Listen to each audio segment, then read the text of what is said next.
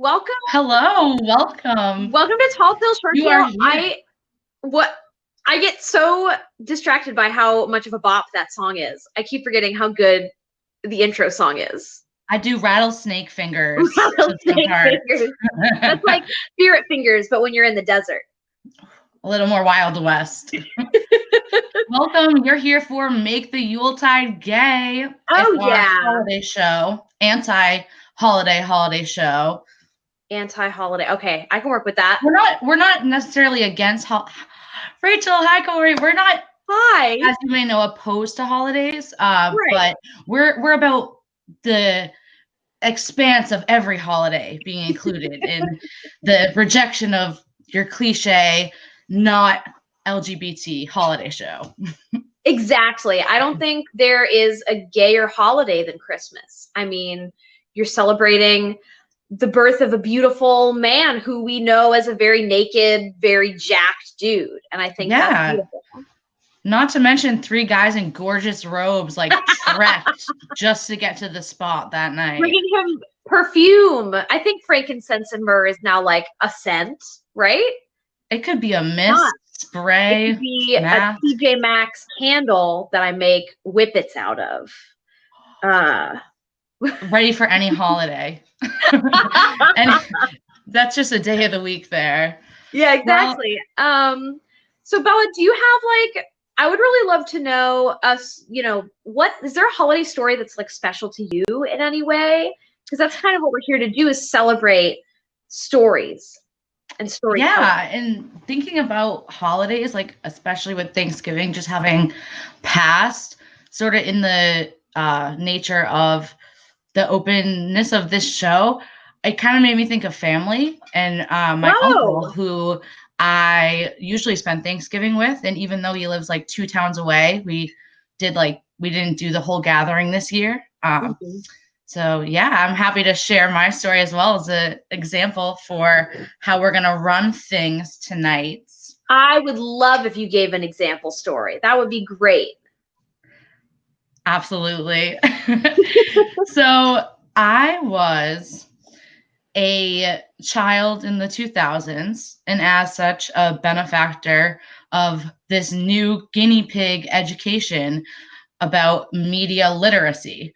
So when I was in school, they strictly taught us not to trust Wikipedia. They said Wikipedia, anyone could add to it. If you write a report in 4th grade and you cite Wikipedia, points are coming off. And instead they suggested, referencing newspapers, or they taught us how to understand the code that they used to organize books at the library. So like any kid who hears something that's bad, I was like, what are they talking about on Wikipedia? Like, let me check this out. And as we all know, you can find anything and really explore. So I was reading about I think it was regional cuisine of Massachusetts. Ooh, yum. And yeah, so I came to an article about Jimmy's, which like people may know is like regionalism for chocolate sprinkles. And I was reading through, just curious what their explanations of like the etymology of the slang word were. And the stories were like kind of boring. And I remember hearing once, maybe, I don't even know if it's true, but I heard once that my uncle, Jim, had worked at Friendly's, where my mom also worked. Like, working at Friendly's is a whole vibe. Oh, yeah. And so I clicked edit, and I went to edit this article, and I wrote, Jimmy's is believed by some to have been named after a young man named Jim or Jimmy who worked at Friendly's. Save. And I posted it. That's amazing. I was like, internet, back to Club Penguin. Then 3 weeks later,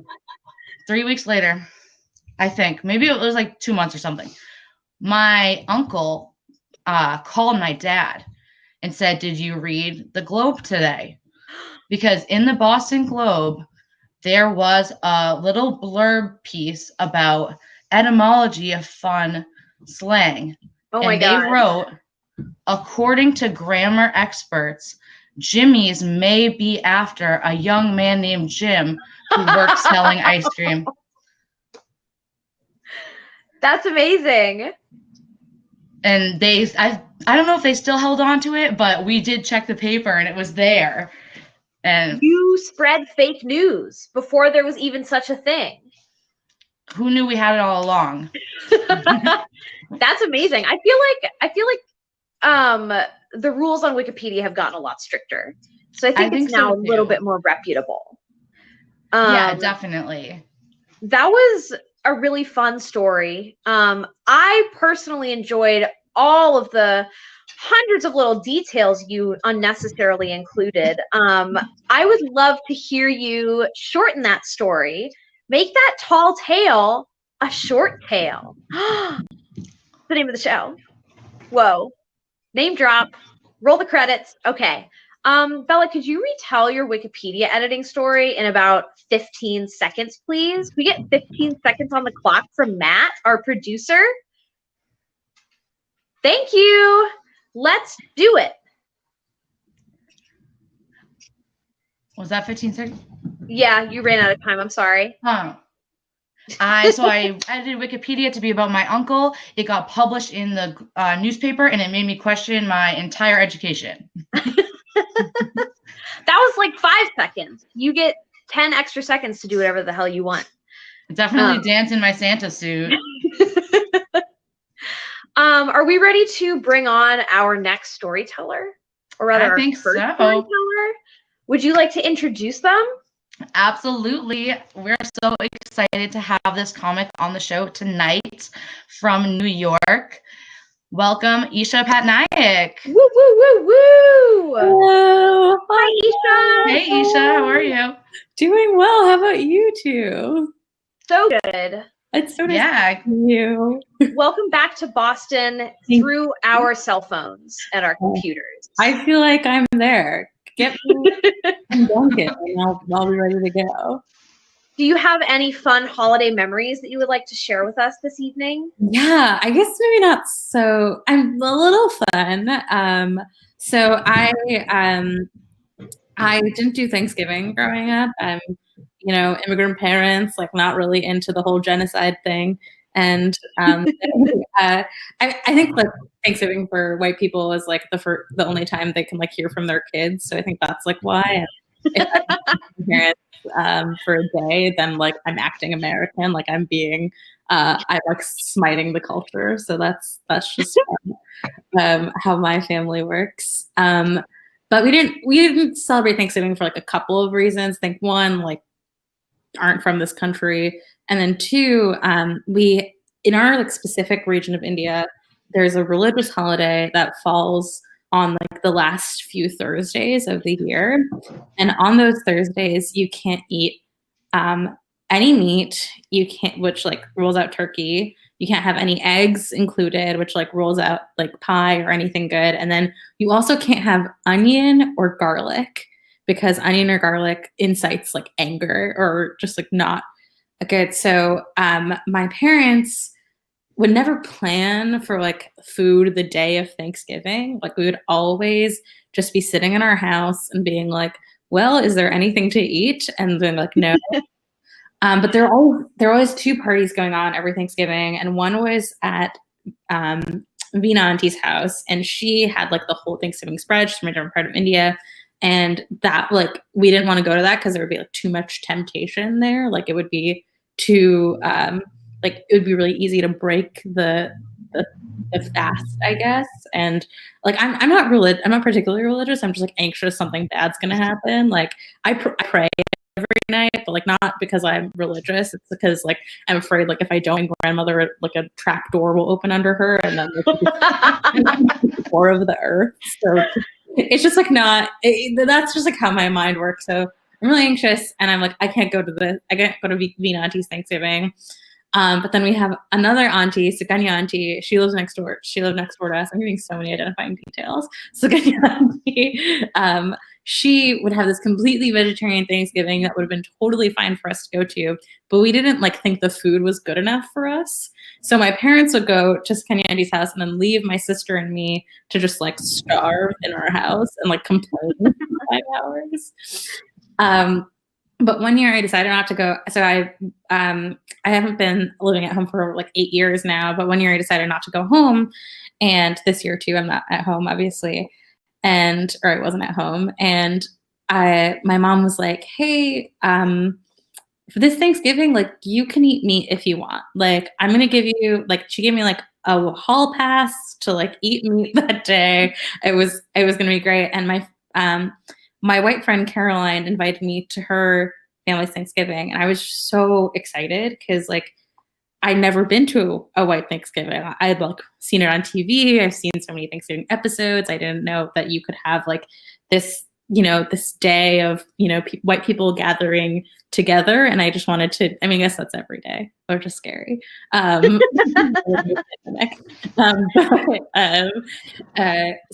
my friend picked me up, and she like on the car ride down, we went from Boston to Cape Cod, and that was the first time I had been to Cape Cod, and the only time actually. And she was like giving me the lowdown of her cousins, like Matt and Megan, and Matt and Megan, and Matt and Megan. Like everyone was named Matt, everyone was named Megan. I like didn't have to guess who was who. She also like told me about which cousins were hot, which was also very helpful to think about going forward. I didn't know that's how it worked there. So we had so this was really exciting for me because I like got to have pie for the first time on Thanksgiving. We got to have turkey, and turkey sucks. Like I'm not a big fan of it. There was just so much going on. We like sat at this really big table. We all went around, said what we're thankful for, and I was just like it was like 40 white people and me, and like we took a group picture, and it's like it's like Get Out, but with an Indian person. And then we like went on a walk afterward, and I know that like every culture people walk, but anytime this family did something, I was like, oh, white people do this thing. Like only white people walk after Thanksgiving.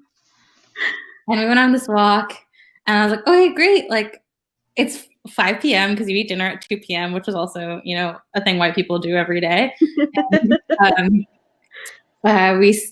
we came back, and they were like, no, Uncle Dave's getting the guitar. And I was just like, okay, why? They said, we're going to do a sing-along. And I said, oh, okay. I know no white songs.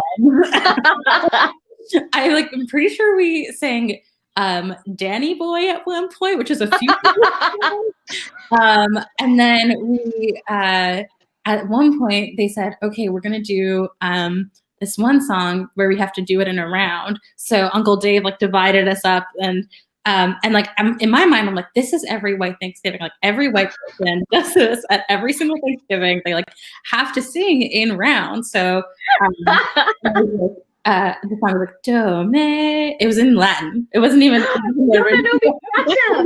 Do me do tease pacem pacem, and then every single group. I don't even. Does anyone know Latin? I have no idea what that means. I know that song. Yeah, and we went in rounds for like 7 minutes. Uncle Dave was leading us in song, and I was like, this is like so stressful for me.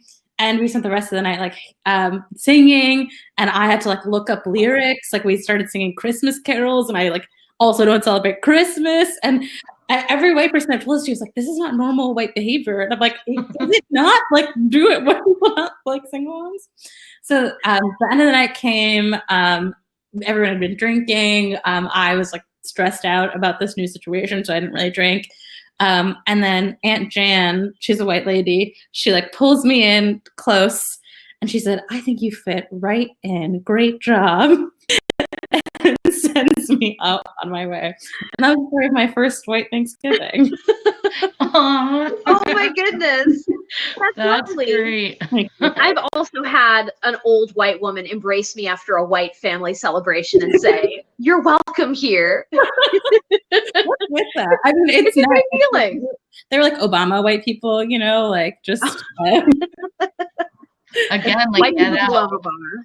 yeah. I think regardless of race, the moment you're divided into like groups to singing around and you didn't know that was going to happen, that's a horrifying moment for me. I had no idea. Everyone knew that was just going to happen later that evening. I was completely blindsided. That But kind of now reminds you'll me be of ready like, if you go to another Thanksgiving anytime to sing it around. So true, and that You happens won't be at shocked. Thanksgiving, right? Is the same. yeah, just bring your Danny Boy sheet music. I'll just How was the food at least? amazing. I mean, it was Thanksgiving nice. food, and it was great. I had a great meal. That's awesome. That's all that matters. Yeah. So that was a really fun story. I had a lot of great laughs throughout it. But it was a little bit long. It was a little too long. Yeah. Could you pick a number between 1 and 4, and we're gonna assign you a random time code, and we're gonna shorten that story right up. Okay. 3. 3. All right. You have 24 seconds. Oh, amazing. Okay. Let's put 24 seconds on the clock if we Thanks, can. Matt. Shout out to Matt running the times. Oh yeah. I'm so zoomed in right now. Whenever you're ready. Okay, I'm ready. I've never had Thanksgiving growing up. We weren't allowed to eat onion or garlic. I'm religious, but only because I'm scared of my grandmother falling through the top door.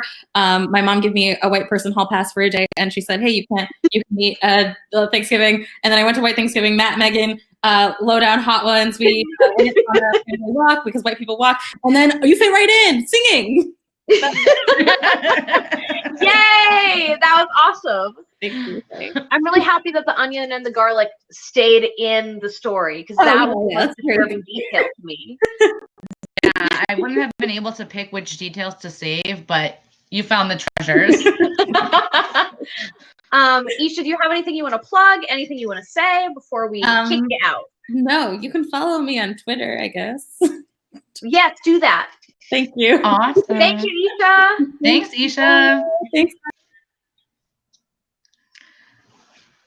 I'm going to be scared anytime I get invited to someone's house now. I think I will pack the sheet music. They're going to make you I can't sing. harmonize, but I still want to bond with people's families. Dude, at my high school, we did a yearly like winter play at the end of the like winter trimester. And in the winter play, they made us sing that Dona Nobis Pacem song in a round for like freaking 10 minutes. And it was like an entire room full of rich white people and then like a couple not rich white people, like the white people who were on financial aid, just singing in Latin for 10 minutes in a huge auditorium. That's the whole story. Was it every year? Every single year. It was the same play every year. Oh, I feel They like if you heard it once, that much chanting, then the next time you heard the chanting, I feel like I might be more compelled to chant along. Yeah, you know all the words. It's the same words over and over again. Yeah, you're kind of brainwashed to it. I am very excited to bring up our next storyteller. His name is Will Smalley. Welcome, Will. Welcome, Will. Hi, guys. Thanks for having me. Thanks for being here. Yeah. How is your holiday season going so far? It's going good. You know, I you know, as everyone is doing, I'm not seeing anyone, but I work at a rest home, so they kind of like light up with all the holiday season stuff. So I'm kind of getting my like grandparent fix through them. That's nice. Aww. And you'll probably, does that mean you'll get the vaccine first? I think Is so. that your job? That's awesome. I think I'm going to be the first person. We have a winner. It's the white man on the show. What? I said we have a winner, and it's the white man on the show. Congratulations. I mean, I'm gay. Oh, yes. It's levels to it. It's down levels. Yeah, but I'm excited. You'll be unwrapping, you know, maybe under a little tree at work. vaccine for you. Ooh. Well, two vaccines. There are two doses. I'm gonna Oprah it when we get the shipment in. Oh, hell yeah. Yeah. I work with kids, so it's like, you get a vaccine. yes, under the chairs. I work with kids, so similarly, like I can piggyback on their excitement about like mundane holidays, even like if it's just Arbor Day, I can say we're gonna go look at a tree, and it gives you that little boost. Yeah, I love Christmas anyway, so I'm for it. I'm with it. That's awesome. Do you have a holiday story you would like to share? Yeah. Oh, I brought just some eggnog. Oh, yummy. Is there alcohol in that? It's really good to coat the throat before you tell a story. Perfect. Yeah. Awesome. I have some tales to tell. Lay them on us. Okay. I never lived in a house before, and I'm not homeless. I'm just saying I was born and raised and forged in like a New England apartment, and I've never since lived in an actual house. But these are like the 3-story, once glorious house with history and stories, and it's always like this house was the original town mayor's mistress's house, or the Stable Boys lived here. But it turned into like 3 one-floor apartments, and that's like where I grew up.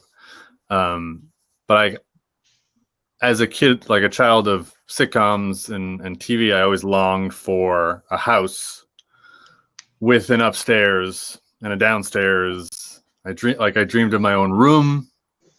I wished for like an actual front door that worked, and it wasn't just like a side door that then led up to the other apartments. I wanted a chimney with a fireplace, because as a kid, like during the holiday season, I always like questioned, it's like how the fuck does Santa get in? Like what? Yeah, he's got like a keychain, giant like janitor's keychain with all the apartment keys. And my mom would always like sidestep that, and even to that point, like in an apartment, with like when you're in a family, you're never alone. Like never. It's like someone's always on top of you. You're next to someone. You're sharing a room with someone. You're never alone. And in the holiday season, like my parents hid all of our presents in our closets, like that. Like there's just no room. They just had nowhere. There's like no attic to hide things. I say this not like to give you context. There's no big reveal of this story, like, oh, my gay ass owns a house now, and it's lovely. I still live in an apartment. But this is about like privacy. This is about making stupid decisions in those obvious circumstances. It's not a Christmas story. This happened in the summer. This is like this is the day after 4th of July. I was 16, and as a 16-year-old, I was. I say this now. Like when I was 16, I felt older than my peers, and now I feel so much younger than my peers. And I always like at 16, I had like old guy interest. I like wore a London Fog jacket, and I listened to swing music, and I was just like a responsible kid, and I think sort of just hiding my sexuality in a way. But on a summer afternoon, I was home with my brother and his best friend, and they were going to go down the street to a baseball game. And I was like, oh, I'm going to be alone, which is just a glorious thing. I put on some music, and as a 16-year-old boy, I was going to have time to myself. And Here's the thing. That's whatever. But the music that I put on while I jerked off is I put on Jimmy Buffett. I was a parrot head at 16. I don't know why. I don't know why, but and the real important detail about this is it was new Jimmy Buffett. Like a new album. It was not even like I was like, oh, I love old classic. This was a new Jimmy Buffett CD that I had put on. I don't understand what made me want to jerk off when I put this Jimmy Buffett CD on, but we, like I said, lived in an apartment. We didn't really have like a door to our living room, and it was the summertime, and we had an air conditioner, and we did the trick of putting like a sheet over the doorway so it stayed in the room and didn't go into the kitchen. Air conditioner was on, sheet was up. I was enjoying myself. Jimmy Buffett was singing about probably some island shit, and my brother walked in. He came back. He had forgotten something, and I was just absolutely mortified. I don't know if I was mortified about him catching me jerking off, or if because he caught me jerking off to Jimmy Buffett. And this is very important too. The name of the CD that I was called Banana Wind, and if there ever was a euphemism for jerking off, like what is he doing? Oh, he's making banana wind. I like collapsed into myself. Like I was like, oh, my world is over. Like my brother's gonna make fun of me forever. I'm not gonna be able to. I was the good child. Like this is gonna ruin my reputation as that good child. More importantly, the song, and this is sort of where it will put a nice bow on it. The song that I was jerking off to was called, and I shit you not, Holiday.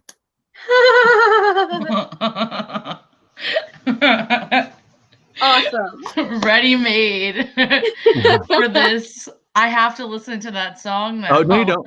I don't know if I can now. No. Yeah, no. It's not. I think that it would just. I can't hear it like anything from that CD, and not that I'm not going back. It's not like I'm like, oh, I really want to hear it. But if somehow it's like on a random summertime playlist, I like all of my insides like just form into one, and I'm like, oh, wow, oh, so embarrassed. And his random tracks do appear like, you're at some cabana bar or whatever. Oh yeah. Holiday. You go to a lot of cabana bars, Will. Maybe you should avoid cabana bars. Oh, that is true. But I mean, the COVID. The one thing that I've allowed myself during this COVID experience is I still go to the cabana bars. That's why? Well, we can't be expected to give everything up. No. Cabana bars. Where else do you get a drink in like a pineapple cup, and like you walk out and some older woman in like a mermaid outfit talks to you? She's like, I think they're real. If everything in movies is real, guys. She's saying it's 5 o'clock somewhere. Oh.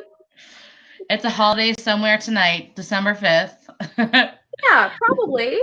Well, I loved all of the details and small moments in your story, but what we do, we compress them. We're the story compression factory. Churning them out. It's your time. I'm ready. So if you could pick a number, and your choices are now 1, 2, or 4. 1. Number 1. Nice. All right, number 1 is, you got 18 seconds. Okay. Get 18 seconds on the clock, please. Thank you, Matt. Whenever you're ready. It's all you. Ready. The Weather Channel girl with her perfect weather curl is talking cold, cold, cold. You can't get out of bed. You can't remember what you've said. You're feeling old, old. Those are the lyrics that I was jerking off to when my brother taught me. That's it. I feel like that may have been cheating a little bit because the words were predetermined, but you get a pass because of the style. That was great. That was Thank you I think so that much. totally justified this whole show and just desecrating the holiday show. That those lyrics told us that we need to rip them down that statue. But we got to hear some beautiful Jimmy Buffett poetry. Seriously. Excellent. Thank you so much, Will. Thanks. Have a great night. You too. And happy holiday. Oh yeah. I have never jerked off to Jimmy Buffett. I have only jerked off to silence in my own room and the sound of my cat licking himself as he watches me and tries to make eye contact with me. Maybe if you put on some Jimmy Buffett, he'd be brave enough to make eye contact. I am excited to bring up the next storyteller. Are you excited to bring up the next storyteller? I am. We've had like some White Thanksgiving, July 5th. Ready for another story. Oh yeah. Please welcome Chloe Cunha. Hello. Hello. Hi. Oh, this is so thrilling. I don't know if I can top either of those stories. They were very exciting and very amusing. And I was just here watching, just unable to express my laughter to other folks, but it happened very much. And I'm thrilled to be here. Thank you for being here. Yeah, we keep our mics on the whole time because we're both very loud laughers. So we gotta fill the room. Yeah. Sure. I'm glad we can. How's your pandemic been? You know, inside, indoors, it's been great. That's in where my own doors, in no other doors. My girlfriend's doors. That sounded like a euphemism. I didn't mean that in that way. It could be late night show. Unlocking doors. Okay. After 10 p.m., doors open. All day. FCC's not watching. Say what? I said the FCC is not watching. We can say whatever we want. Well, can I? Very early risers. Pussy then? No. Anyway, great. Yeah, awesome. Nice. What kind of holiday story would you like to share with us this evening? Well, so I was really thinking about it a lot, and I was unsure what I would go with because I usually spend Christmas at. I have an uncle. I have a kind of a ridiculous family where I have an uncle that like has this like mansion. It sounds completely bonkers, and it's like my weird little proximity to wealth is like this uncle who has this ridiculous place. And there's always like every year there's like one like weird anecdote that's kind of funny, but there's no real like story, right? Like there's like I was saying before we in the green room, I guess before the show started, I mentioned that one year this lady was drunk and flirting with my dad by telling him she invented Viagra. And then another year, he's got this sea captain who's Australian and his name is Neely, and he just gets really drunk and asks about shoes a lot. And that's funny, but there's no like real story. So I was thinking, you know what though? Let's go to another holiday. Yeah, I mean, the fact already that there's a drunken Australian sea captain named Neely. Listen, you just need to come over to Thanksgiving sometime. It's just a wild time. Look, okay. But anyway, maybe some other time I'll find a way to congeal all those stories into one horrible Christmas fruitcake. But in the meantime, I do have a fun holiday story. And it is a set during New Year's. I have told this story before, so some folks might be familiar, and for those who aren't, I hope you enjoy. So basically, I I have a friend who I know through high school theater, and he essentially, he found this way, like way back when, to buy this house, a real fixer upper. I don't even know how he bought it. Whatever. He was an engineer, so he made some smart life decisions that I did not make. But and basically what he did is he got all his friends to live in the house with him so he could pay it, and and that way all his friends could live for pretty cheap in this house. It was a brilliant idea. It's very smart, right? And so as a result, it kind of became this party house. But also everybody who lived in this house, they all were always with each other all the time. So they always made up like all these inside jokes, and it just became this like weird thing where I had only seen these people like once or twice a year, like a couple times a year, just for like big parties and stuff. And so they were having their own like ecosystem of jokes and all these inside jokes that I wasn't privy to. So anyway, just to set it up, my friend has a New Year's party every year, right? Every year is New Year's party, and because he's kind of fun, right? Theater, he sets a theme every year, right? So one year the theme was New Year's 1929, right? So obviously ripe for amusement, all of us dressed to the nines and fancy and like, old-timey clothes, or as close to it as you can approximate. And going to this party and talking about how great the new year is going to be. Meanwhile, obviously, we all know it's going to be terrible, right? Sounds familiar. A lot of parallels to today.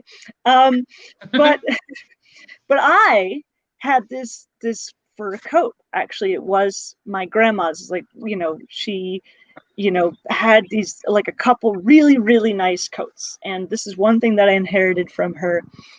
When she passed, I have this really beautiful fur coat. It's like the nicest clothing item that I own. It's really nice. I can't just wear it all the time. Like you can, like I'm not that kind of lady that I could just be like, yeah, here I am rocking my fucking fur, But this seemed like the perfect occasion. So I'm like, okay, great. I'm gonna try to like style my hair kind of nicely, and I'm gonna put like a little pin, brooch or whatever, and I'm gonna wear my fur coat, and I'm gonna look all cute and all this shit. So I go to this party, me and my brother, and I'm having a good time. And while I'm there, like we're all kind of making up backstories for our characters and everything. And I say, okay, well, here's who I am. My name is Dolores. Actually, my grandmother's name. Weird, maybe, but my name is Dolores. And I am the trophy girlfriend of a mobster named Ugly Sal. So this whole party, everyone's having a good time. We're all like interacting in character because, again, theater dorks. Great time, really fun party. A whole year passes, right? My friend, of course, has a New Year's party again. And this time, because he's a funny guy, he says, okay, it's going to be New Year's 1930. So obviously, the mood at the party is different. And I thought, all right, well, I gotta show up dressed as the same character. And I'm thinking about like, well, how's my character doing this year? And I thought, well, okay, I'm a mobster's girlfriend. I'm probably fine, actually. So I'm still wearing the fur coat because I'm like, I want to wear this damn coat. And I'm there, I'm doing fine, dressed in this fur coat, right? And I come by. And keep in mind, it's been basically a whole year since I'd seen them, like maybe a little bit in between, but very, very little time since I'd seen all these people at this party. And I come by and everybody's like, Chloe, your outfit is terrific. Who are you, right? Some people have forgotten, a whole year passed. I said, oh, I'm Dolores. I'm Ugly Sal's girlfriend. And a friend says, oh, Ugly Sal is here. So I'm like, wait, what? Who is Ugly Sal? Me to this lady, who is very attractive, a cute redhead. I guess Ugly Sal was ironic. So I'm like, huh? What happened here? And I realized that during that whole year between the first party, right, the 1929 party, and this 1930 party, they had been developing an inside joke based off of this character that I invented to be my fake boyfriend. Without remembering, I invented that character. So of course, somebody adjacent who hadn't even been at that party was like, "Oh, I'm gonna be Ugly Sal." So I'm like, "Okay, this is very weird," and I do not know how to explain to people that I invented this character, but that's fine. So I'm like, whatever, it's fun. We're having a fun time. I'm like, well, this is Ugly Sal. This is my boyfriend. I gotta flirt with Ugly Sal. So the whole night, I'm just having a grand old time, just hanging off of this straight girl, just like, hey, Ugly Sal, cut me a drink, like just absolute lushing it up, having a grand old time.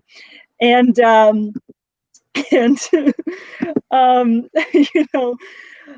midnight comes around, right? Everybody's counting down, and the bottles uncorked and everything popping, all that fun stuff. Yay, New Year's!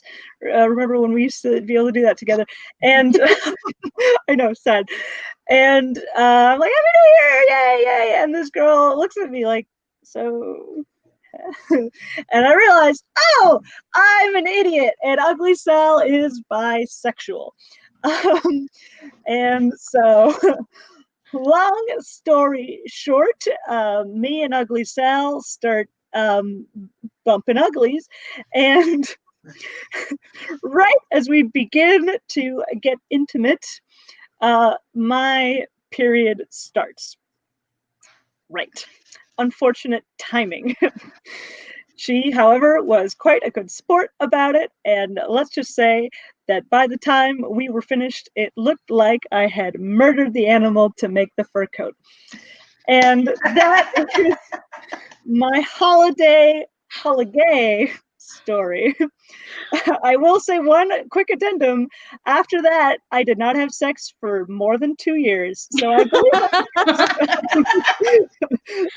was your punishment. No wonder it was God. Yeah, no, they were like, this was bad. This is a bad idea. Fur is bad, kids. Oh my God. I love how you honored like 2 holidays, New Year's, but also like your time of the month. Like 2 regular events, rituals. Oh my yeah, God. I mean, I just, I put them all. Life is a rich tapestry, Absolutely. And I will say, when we invited you to be on the show tonight, Chloe, I did think of this story. I love this story of Chloe. I'm so glad you're not sick of it, because I know you've heard it a million times. I love it. No, I love it. For me, it's a holiday ritual in itself to hear the friend group had their inside jokes and Ugly Sal. I'd love to read some kind of media about Ugly Sal and Dolores. One day. Who knows? Maybe someone's working on it right now and they just don't realize you created the character. But for me, that is a part of the story, and it is 100% true and totally bonkers to me that how did they forget that it was my character? And I didn't even know this girl. It was so weird. But she was just better friends with them. She hung out with them more. So it became a part of her inside. It's bonkers, but yeah, that's what happened. You would think they would have only met the character as you at the party. Right. Anyway. Yeah. Well, that was a lot of fun. You may have noticed I dipped out for a second, and it was because the story was just too long. And not because I accidentally hit the back button and closed out of Google Chrome for the 4th time. Long stories end streams, folks. Yeah. True. So, Chloe, would you mind choosing a number that is either 2 or a 4, I believe? Yeah, 2 or 4. Well, okay. I am a twin. So I'm going to go with 2. 2 is a good number. All right. Oh, wow. You have 33 seconds to tell us your story again. Okay. All right. Should we get 33 seconds on the clock, please? Okay. All right. Ready. I'm going to do it. Okay. A tale of 2 New Year's. First New Year's, 1929. Grandma's fur coat. Looks nice. My boyfriend's ugly. Okay. Oh, wait. It paused. You're good. Anyway, and then next New Year's, 1930, Ugly Sal is there. What happened? Chloe is flirting so much with Ugly Sal. Ugly Sal is straight, she thinks. Oh no, it's midnight. Ugly Sal is bi. Whoa. My period starts. Oh no, wow. Good sport though, but hey, remember the fur coat? So, Awesome. the aristocrats. Okay. Amazing. A If tale of 2 ever, years. if ever there is a time for a woman to realize she is bisexual, it's at midnight on New Year's. I mean, to be fair, I think she knew. I didn't know because I'm clueless. I wish that it was like just like she was struck by lightning and all of a sudden she was like, I'm bisexual. That's how it happened to Honestly, me. it would be a way cuter story if we stayed together. Like, if that had been our meet cute, can you imagine? Like, it would have been like a fated thing, but no, we were not. We were just good for a drunken hookup, and it was a fun story, and that's it. Like, That makes me think of when like couples can't pick one last name and they get married, so they like pick a different name. You guys could be like the Sal family or something. Family. oh, the uglies. We could be the uglies. Aw, beautiful. Oh Ironic, yeah. of course. Chloe, thank you so much for being on our show tonight. you. You are Thank always you. a delight to have. It's a pleasure. Have Thanks, a wonderful Chloe. night. Oh my God. Why don't, like, not to make it about me, but like, why don't I ever hook up with people at midnight on New Year's Eve? That's like the only reason to stay up past 10:30 is if you're going to get laid. Maybe it needs to be like a murder mystery type thing with characters, because I also find New Year's is usually just like a hyped up night out. Maybe we need like a little more oomph with fur coats and whatnot. Somebody's going to get murdered. And it's just to give us something to talk about and do on New Year's. Maybe a murder mystery in that case. Bella, are you ready to bring up our very last storyteller for the evening? I'm sad to end the celebration, but I'm so excited about our next performer. Welcome, Marissa Farmer. Yay! Hi, Marissa. Hey, Marissa. It's great to see you. Thanks for coming on the show tonight. Thanks. It's so good to see you both. I haven't seen you in so long. I know. Miss you. I'm glad we can celebrate virtually. It's nothing has changed. Everything is the same this way. It's just like you're in the room with me. Exactly. Don't you remember when we would hang out with like a tree background? There would casually be trees. I would hold up a little window in front of me and just look at y'all, expecting. Absolutely. We're excited to hear. Oh, sorry. Go ahead. No, you go ahead. Okay. I'll go ahead in my sleigh, keeping it seasonal. So, Marissa, we are excited to hear your story tonight. Oh, yeah. That's what I was going to say. Great minds think alike. Yeah. Y'all are doing great. Thanks. Great. So I want to talk about the 2 times that my mom came through for me on Christmas or for Christmas. So I went to town. I went to school in Butttown, Arkansas. Population flyover, basically. And there was just like very little to do. Like you could go outside and play with guns. Ooh. You can pretend to be Heisenberg from Breaking Bad.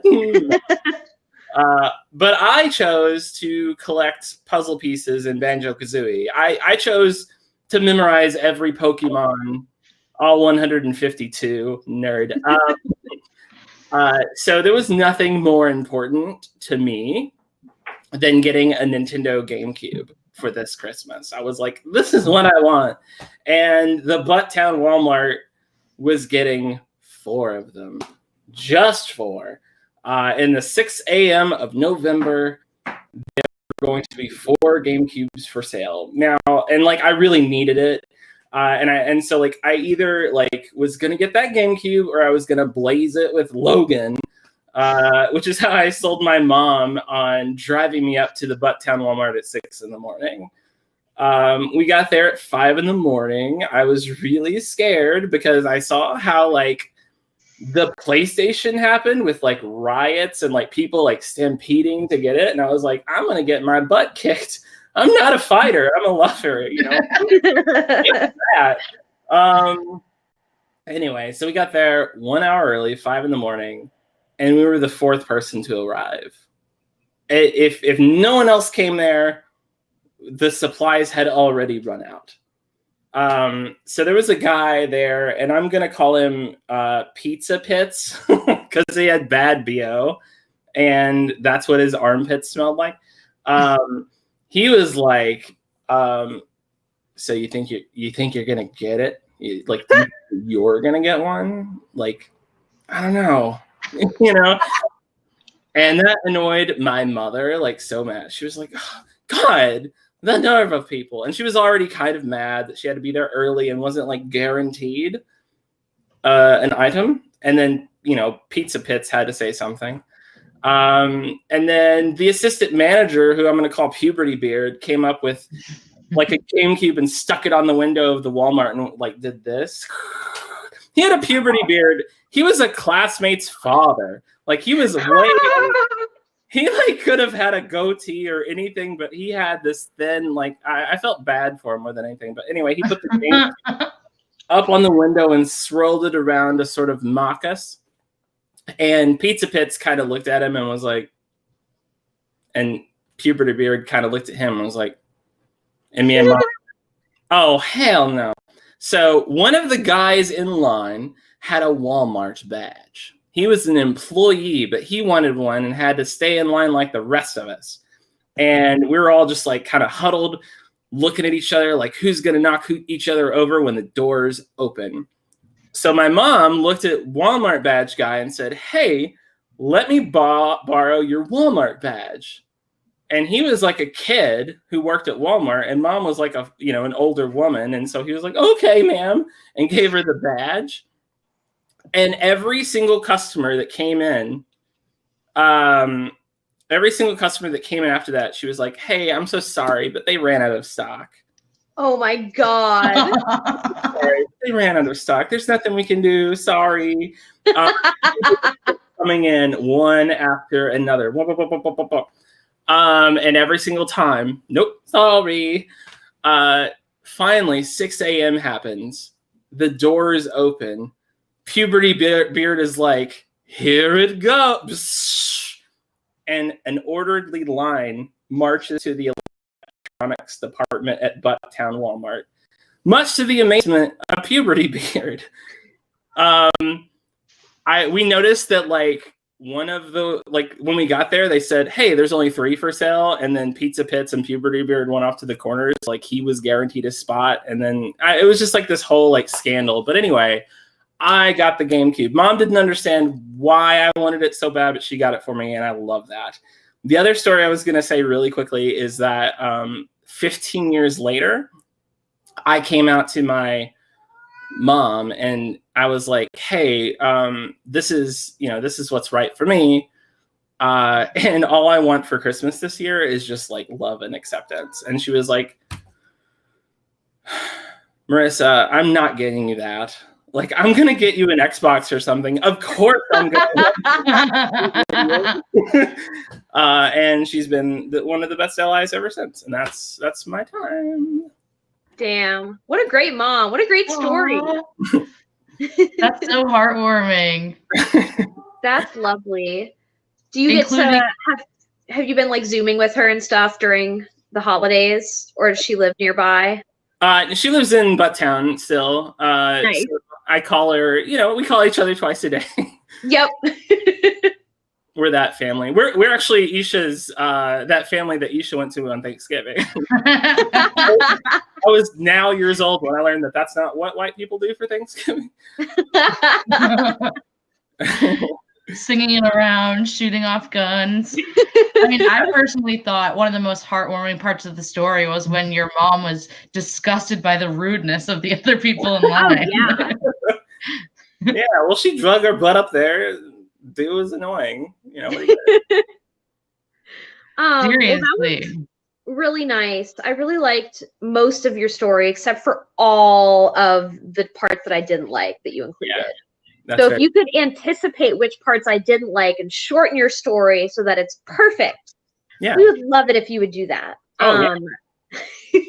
We have one more time code for you, and it's the best one.